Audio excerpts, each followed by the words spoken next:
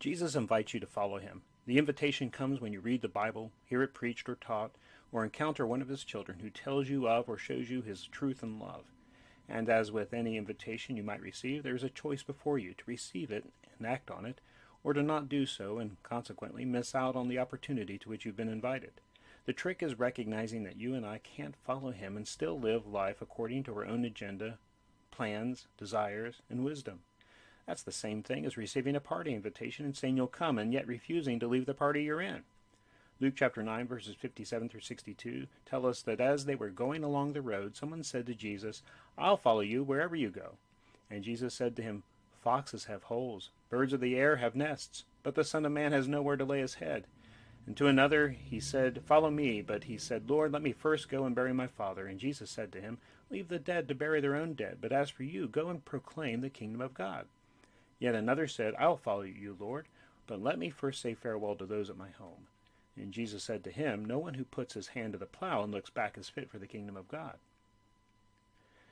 Before we receive his invitation to follow him, you and I are already attending a party. The party we attend before we heed the call of Jesus is the party that the world is throwing. It promises us entertainments and pleasures and delicacies if only we'll pursue those things on the terms of the world around us. We learn the house rules of the party we've been invited to and live accordingly. We cheat and lie and steal. We neglect people and mock the truth. We puff ourselves up and strive to be in the spotlight of attention and approval of everyone else. But the party that Jesus invites us to causes us to leave the world's party behind, and as we forsake it, we're freed to enter into the celebration of fellowship with God that only Jesus can provide us.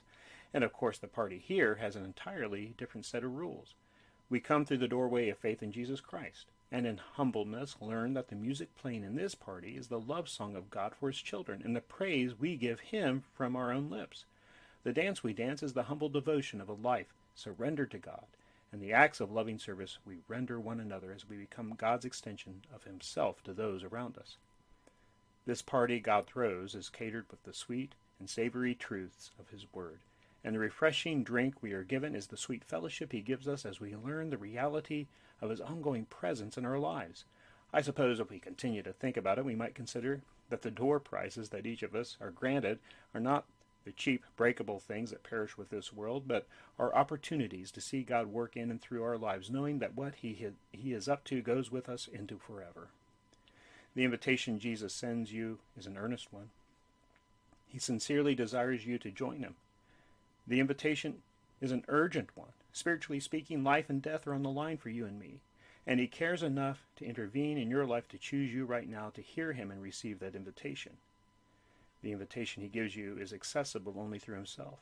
You and I cannot come to him on our own terms. To try to do so only ends up in tragic failure. We must come to him through faith, the kind of faith that repents of sin, which is our rebellion against God and refusal to listen and obey him, the kind of faith that decides to trust Jesus over every other path, and the kind of faith that leads to living life God's way.